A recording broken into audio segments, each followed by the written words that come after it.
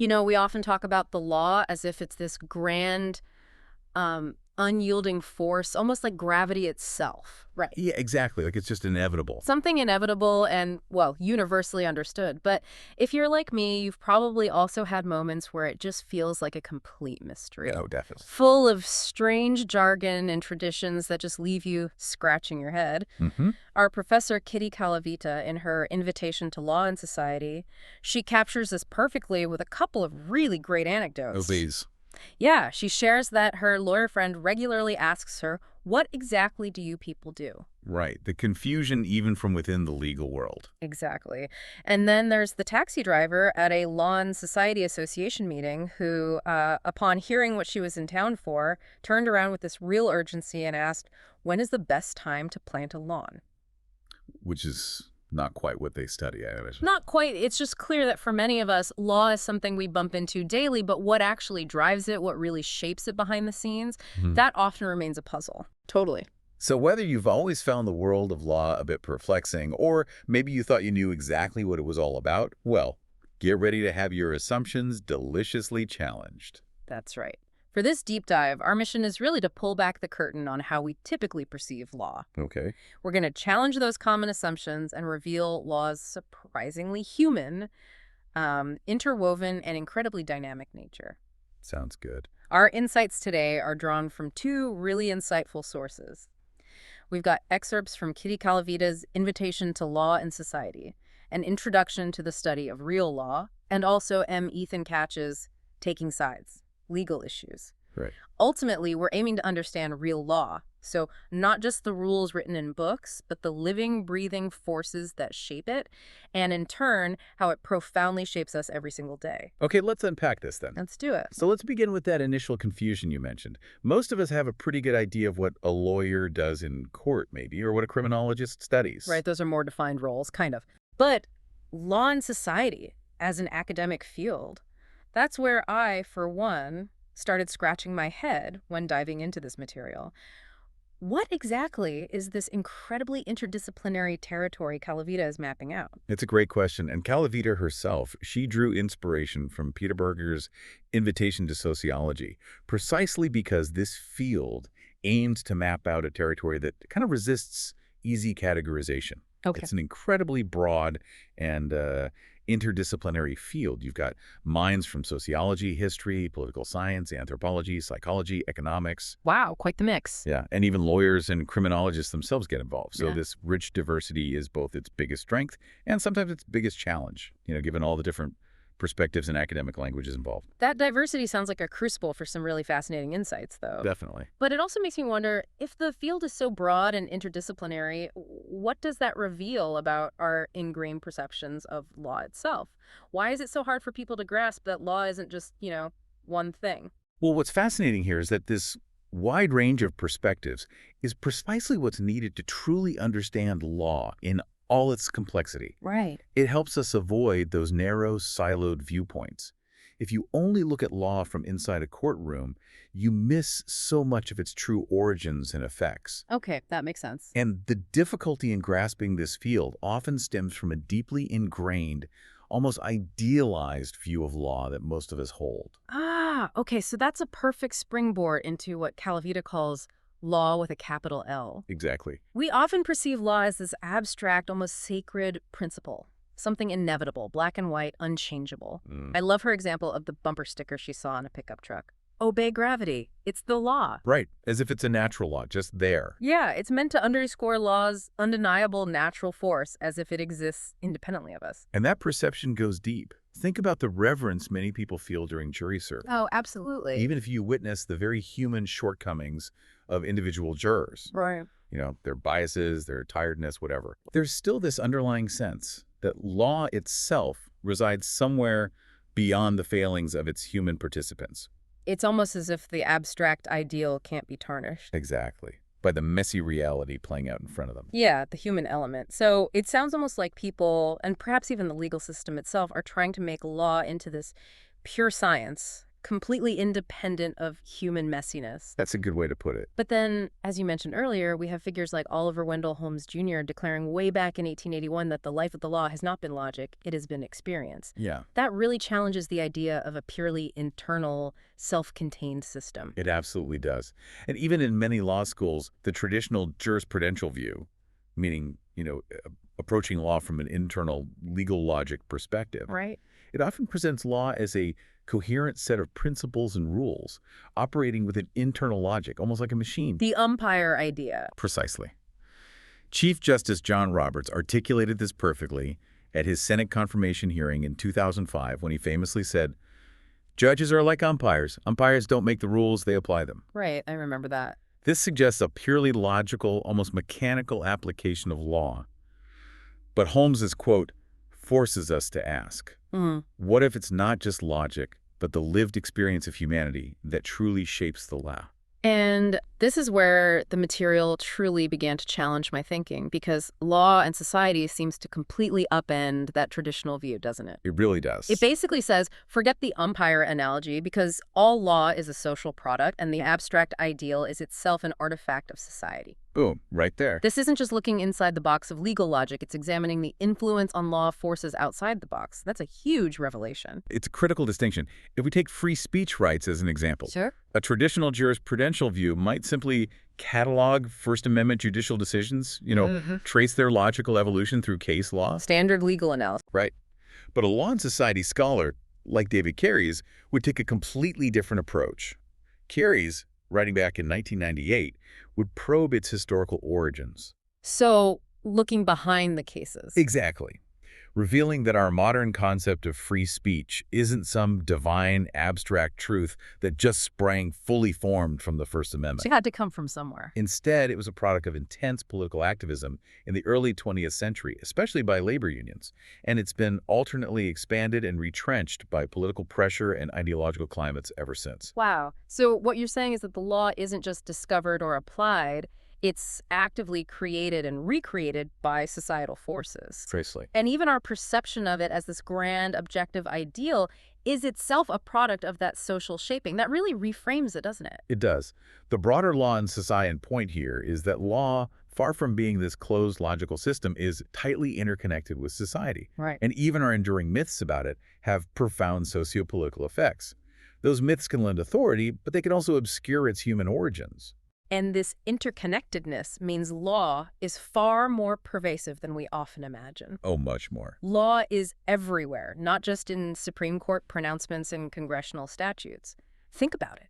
You wake up on a certified mattress with warning labels explicitly stating, under penalty of law, if you remove them. The dreaded mattress tag. Exactly. You might sip fair trade coffee, regulated by international agreements, or enjoy a NAFTA grapefruit. You drive in a carpool lane on state-regulated highways reading a copyrighted textbook. It's all around us. Law just infuses daily life so much that law and society are almost redundant. Even in less obvious places, like the mental reasoning you engage in when you're pondering what to do about a neighbor's noisy dog, thinking about property rights, noise ordinances, law is implicitly at play there too. Absolutely. And if law is everywhere, it's also fundamentally human, marked by all the frailties and complexities of humankind. Okay. Dr. Atul Gawande, the surgeon and author, captures this perfectly in an anecdote from his book about the imperfect nature of medical science. It's quite striking. Oh, yeah. He recounts operating on a young man who'd been shot, performing extensive surgery after seeing blood in his bladder, only to find nothing inside. Oh, wow. Days later, an X-ray reveals the bullet harmlessly lodged in a completely different place. And the surgery itself had actually caused more harm than the bullet. Oh, my gosh. And Gawande describes medicine as messy, uncertain, and also surprising, and at its core, a fundamentally human endeavor involving doctors with weird laughs and bad haircuts. Okay, that's a powerful image. And you're drawing a parallel here between the fallibility of medicine and the fallibility of law, right? Absolutely. It's a really striking parallel. Calavita shares this other great story about a Supreme Court intern who, after being behind the scenes, said they could never teach constitutional law with a straight face again after seeing the Chief Justice wearing his slippers inside the court. Slippers? In the Supreme Court? Right. It utterly demystified the Constitution for them. And while medicine aims at physiological realities, law, Yeah. well, law is a social construction through and through, meaning its limitations often mirror society itself. Uh-huh. They reflect human values, biases, a lack of perfect knowledge, not just a lack of scientific understanding like in Kawande's story. Gotcha. So what these two powerful anecdotes underscore, whether it's medicine or the Supreme Court, is that even systems demanding this kind of mythic status and complete authority, Yeah. they're ultimately shaped by deeply human, often fallible hands. It's a reminder that peeling back the curtain isn't about disrespecting institutions, but understanding their true human-scale reality. Exactly. Yet, despite passionate attacks, stories of incompetent doctors, greedy lawyers, miscarriages of justice, these myths and auras of law and medicine mysteriously endure, we complain, we critique, but at some deep level, we still grant them this powerful, almost unquestionable authority. Why do you think that is? That's a really insightful question. I think part of it is the sheer complexity and, frankly, necessity of these systems. Hmm. We rely on them so heavily that perhaps we need to believe in their inherent authority and purity, Right. despite the evidence of human imperfection. A coping mechanism, maybe? Could be. And M. Ethan Katch, in his work, touches on a similar misconception when he highlights the common incorrect assumption about law, that it's merely a body of rules invoked by those who need them and then applied by a judge. Right, the machine idea again. Exactly. This view treats a judge like a machine, pushing buttons for predetermined outcomes. But Katch, quoting Justice William O. Douglas, explains, the law is not a series of calculating machines where definitions and answers come tumbling out when the right levers are pushed. So it's not just applying rules. No. Instead, a far more meaningful way to think about law is as a process or system. A process or system, okay. That immediately sounds more dynamic and less static than just a body of rules. It suggests there are moving parts and perhaps hidden influences, doesn't it? Precisely. And to illustrate this, the legal commentator Iredale Jenkins offered this really powerful iceberg analogy. An iceberg, okay. Yeah. Hmm. He said, only 1/10 of its substance appears above the social surface, while the 9/10 leads a subaquatic existence, living in the habits, attitudes, emotions, and aspirations of men. Wow, 9/10 hidden below the surface. Exactly. So what does this all mean for you, our listener? It means a much broader vision of law is needed. It's not just about the written rules we see above the surface, that 1/10, Right. but also about the people involved, the judges, lawyers, police, and crucially, the hidden forces influencing them. Their values, their economic status, and even public opinion itself. Those are the 9/10 of the iceberg we rarely see. That's the real law Calavita talks about. Okay, so can we dive into some of those subaquatic influences that Karish outlines? Let's explore that hidden 9/10. And let's absolutely do that. First, let's consider law and economics. Okay. While the 14th Amendment guarantees equal protection, Yeah. Manitoul, France famously observed that the law, in its majestic equality, forbids the rich as well as the poor to sleep under bridges, to beg in streets, and to steal bread. Oof, yeah, that hits hard. It starkly illustrates how economic status can be highly relevant to how law operates and impacts people, even if it's not explicitly written into the legal text. It's not equal in practice. Right.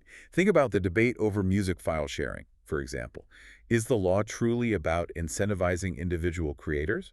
Or is it maybe more about maximizing profits for powerful record companies?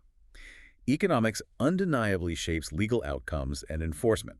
That's a great example of how the spirit of the law, or maybe the stated purpose, can be bent by economic realities. What other forces are at play beneath the surface? Okay, another powerful influence is law and values morality. Right, the big one. Yeah. There's certainly a relationship between law and morality, but they are seldom identical. Yeah. There's often a gap, as Katch puts it, between what society deems moral and what the law formally dictates. And society tries to close that gap. Exactly. Society continually attempts to close it, often through political pressure or social movements. While the First Amendment protects religious freedom, history shows us examples of legal restrictions or limitations being imposed on minorities, or laws being ineffective due to the resistance of powerful groups. Like? Well, think of prayers in public schools, often forbidden by courts but sometimes still occurring due to community pressure. Gotcha. And the abortion debate is a prime and often very emotionally charged example of how deeply values and strongly held beliefs color legal discussions and outcomes. And that's where the idea of a neutral umpire really falls apart, because an umpire doesn't usually have to contend with deeply held moral beliefs shaping the rules themselves. Absolutely not. What about the ultimate pressure valve? public opinion, does that seep in? Indeed. Finally, there's public opinion. We like to believe judges are perfectly insulated from public pressures, operating in a vacuum. The ideal, anyway. Right. But the legal process is not totally immune from public pressure. While it's not usually direct lobbying of judges, it's naive to think that the beliefs and desires of large numbers of people never get reflected in court decisions, especially over time. Can you give some examples? Well, Kadich points to some blatant historical examples, like judicial complicity in slavery or the internment of Japanese Americans during World War II. Those decisions clearly reflected the prevailing, sadly prejudiced public mood of the time. Hard truths. Yes. And more recently, you see shifts in public attitudes on issues like same-sex marriage, clearly impacting legal developments, moving from a minority view to widespread acceptance and legal recognition. So the courts aren't leading, but maybe reflecting or catching up. Often, yes. Courts frequently take a middle-of-the-road approach, as Cash notes, seen in decisions like the Bake case on affirmative action, trying to navigate these societal shifts without appearing too radical or getting too far ahead of public sentiment. Even individual judges. Even individual judges. Justice Harry A. Blackmun, in Roe v. Wade, aimed to be free of emotion and predilection, as he wrote, but his objectivity, given the nature of the issue, is still hotly debated. It's a complex and, frankly, a little unsettling picture, isn't it? These influences, economic status, values, public opinion, they can either corrupt the system, create injustice, inject bias, Right, the negative side. or paradoxically, they can enable judges to be flexible, to treat individual circumstances, and to fulfill the spirit of the law. The positive potential. Both outcomes are possible because there are just so many points of discretion within the legal system, people making judgment calls. Exactly. This makes the ideal of a government of laws, not men, seem, well, pretty unrealistic. It's certainly an ideal, not always the reality. However, law also needs to persuade citizens that it's more than the whim of those who are in power, and thankfully there are mechanisms in place, checks and balances, designed to limit abuses of that discretion. That's a crucial balance. And if we connect this to the bigger picture, it's worth noting something Catch emphasizes. The legal process is fundamentally a conservative institution, Conservative in what sense? meaning it is by nature resistant to radical change. Lawyers are trained in precedent, which means giving primary consideration to past cases, how things were done before. Looking backwards in a way. Right. This creates immense pressure for consistency, which tends to preserve the status quo. Now, that can mean both perpetuating old injustices and protecting traditional freedoms. It cuts both ways. So it's slow to turn, much like a supertanker. That's a great analogy, very resistant to sudden shifts. Okay, so it's inherently cautious, built on what came before. That makes sense, given its role in society. But here's another insight from the sources that was quite surprising to me. Law's great concern with the procedure of decision-making. Ah, yes, procedure. Hugely important. It's apparently not unlawful to convict an innocent person if the right procedures are used. Think about that for a moment. It sounds shocking, doesn't it? It does. This means law focuses on minimizing risk by specifying steps, rather than guaranteeing justice in every single outcome. It's a profound point. In fact, Kafesh points out that due process has largely replaced justice in legal vocabulary. Due process, we hear that phrase a lot. Right. It emphasizes the importance of proper steps, like the right to counsel, presenting evidence, having a public trial. This meticulous concern with method and procedure is actually a pillar distinguishing legal from non-legal dispute resolution. So it's about the fairness of the game rather than guaranteeing the perfect score every time. That's a really good way to put it. Fairness in the process is paramount. So, okay. We've journeyed pretty far beyond the typical definitions of law today. We're seeing it not as a static set of rules or some abstract ideal. Not gravity. Definitely not gravity, but as a living, breathing, profoundly social construction. We've uncovered the human frailties and those hidden subaquatic influences that shape everything from Supreme Court decisions down to the rules governing your mattress tag.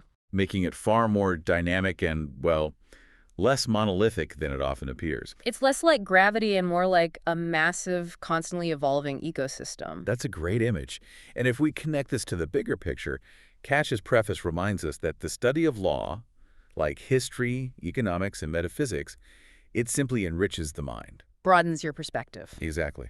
And Calavita provocatively suggests that those drawn to law and society are kind of like people who like to look behind closed doors. Ooh, I like that. Nosy people. Ah, maybe. But in a good way. We're not just curious about what the law says, but why it says it, and what unwritten codes it might violate or uphold. The hidden nine-tenths again? Always. Which raises an important question for you, our listener. Given that real law is this thoroughly social product influencing every aspect of our lives, what unwritten rules or hidden influences might you be curious to uncover in your own daily interactions with the world? What secrets behind their public mythology, whether it's in your workplace, your community, or just reading the news, will you now look for? Recognizing that the reality of law is wholly social, keep snooping.